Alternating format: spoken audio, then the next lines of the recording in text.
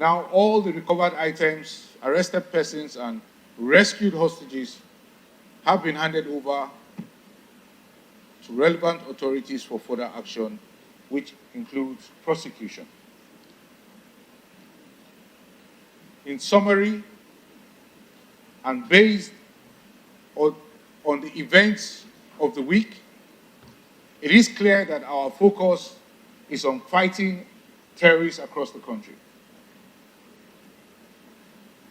We have indeed been striking terrorist enclaves from our air attacks.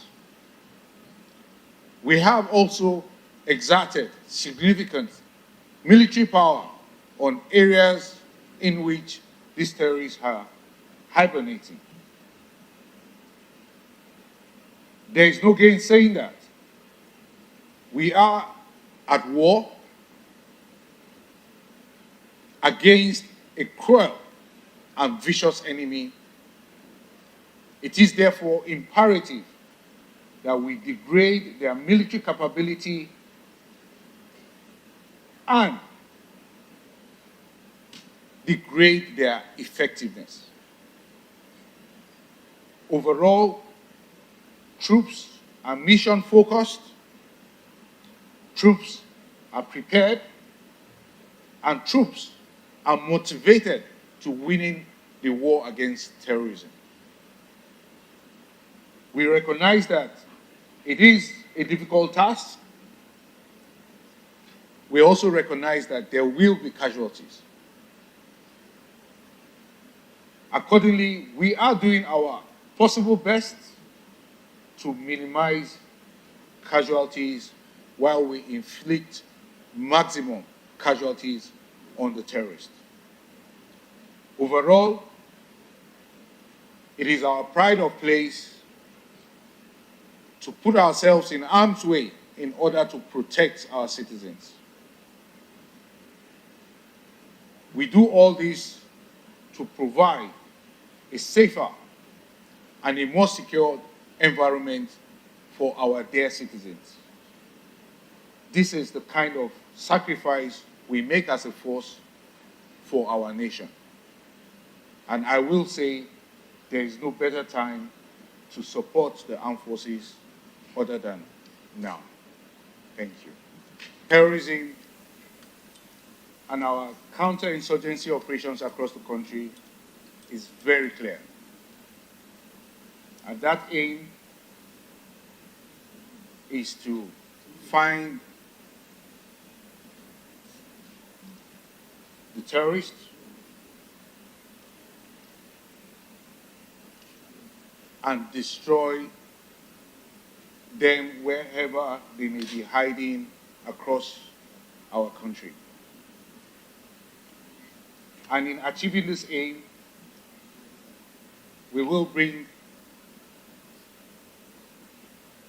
overwhelming military force upon them in order to destroy them or cause them to surrender.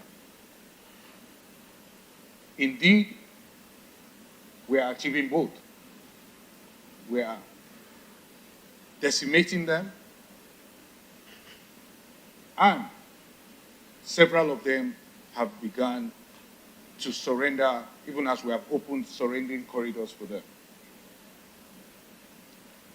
For the question about the Lakurawa terror group, which I mentioned earlier, I think at this time it's important to say that their history, origin, or their purpose is inconsequential. What is important is they are a threat to our national security. We recognize them as such, and we are taking them out.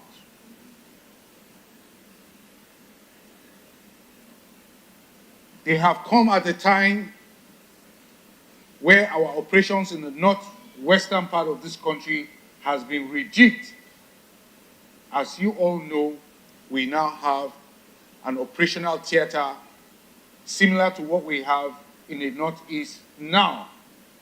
in the Northwest called Operation Fansang Yamma. Recently, I believe the Minister of Defense was there to operationalize the air component of that operation. And from the clips that I've shown you in today's brief, you know that there is just one thing on our mind, and one thing only: to dismantle these terrorist groups, destroy their military capabilities, as well as their fighting capabilities. We are doing just that. Now, as to the question concerning that community, I think you called it Ekeno Busy Community in the Southeast. Indeed, on the 13th of November, or thereabout, our troops at a checkpoint within the vicinity of that community were attacked, and the attack was unprovoked. We recorded some casualties. Indeed, we recorded 3 casualties. Now, some members of the community say that they have abandoned the location, thinking that troops will carry out, what did you call it? They will come there and just start killing everybody. I need to remind you that we are a professional force. That is not how we operate.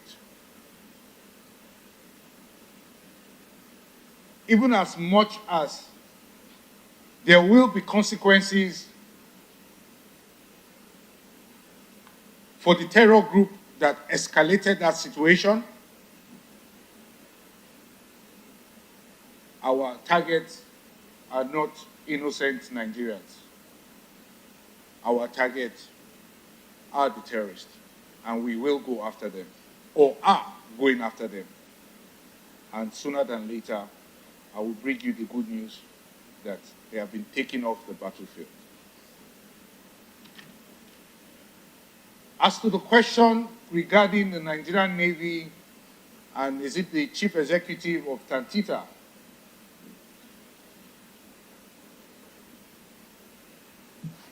You see, I'm almost laughing because it's laughable.